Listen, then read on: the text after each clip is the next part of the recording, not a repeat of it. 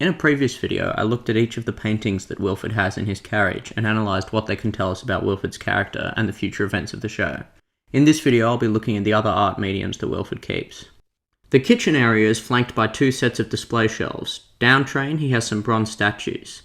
This one in the middle is a Veronese sculpture of Achilles. Achilles was a legendary warrior whose only weakness was his heel. During the Trojan War, he fell in love with the enemy princess, but it was not to be, and he was killed by her brother. So if Wilford is Achilles, his weakness has got to be Miss Audrey. And Wilford must really love Achilles because below this statue is another statue of Achilles, but this time he's on a chariot. If you look closely, you can see there's an arrow stuck in his heel. It seems strange to me that Wilford would identify with Achilles, but I suppose Wilford keeps the statues as a reminder to know his weaknesses and to guard them well, to not make the same mistake as Achilles. That's probably why he came down so hard on Kevin when he revealed the food shortage to Snowpiercer.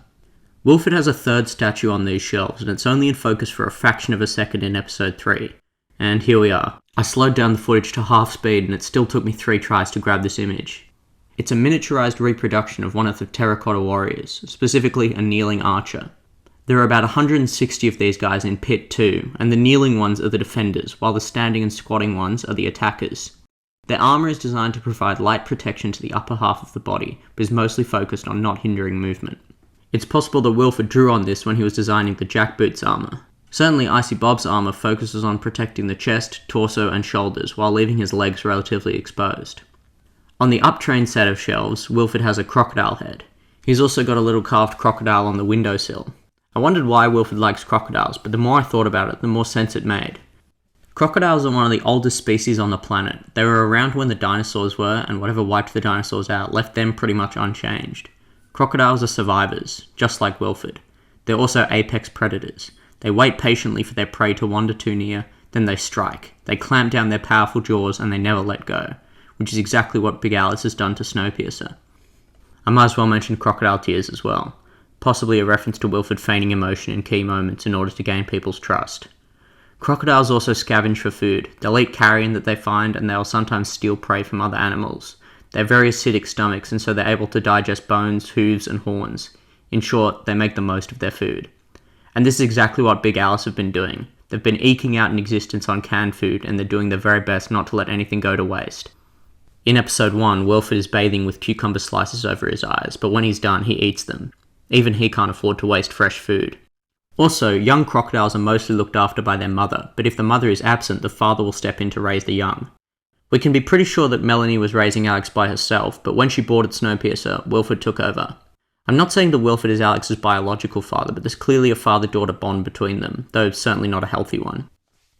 Wilford has 2 masks in his carriage. The first one is this one in his dining area. We've yet to get a good look at it, but my best guess is that it's a Japanese Oni mask. During the festival of Setsubun, people would wear Oni masks while their families threw beans at them, as a way of driving out evil spirits and inviting good fortune into their homes. In modern times, Oni have become more like gargoyles, in that they're kept in and around the home in order to ward off bad luck.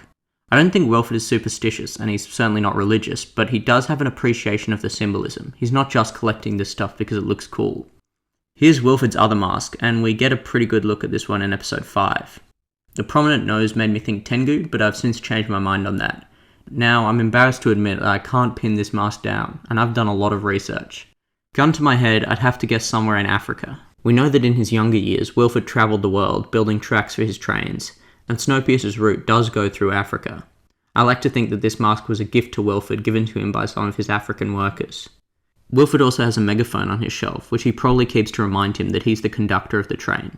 In the movie it's stated that even as a child, Wilford was obsessed with trains. The megaphone reminds us that inside this power-hungry, sociopathic old man, there's a little boy that just wants to play with trains. Now, Wilford's got a lot of other art in his carriage, but sadly this is all I've managed to identify. If I get more of it, I'll happily make a part 3, but I'm not hopeful at this moment. I'm hoping to make another video analysing the music we hear played on Big Alice and Snowpiercer. So lovely passengers, that's all I've got for you today. I hope you guys found this stuff as interesting as I did. Now we can wait and see if this foreshadowing will lead us anywhere. See you next time.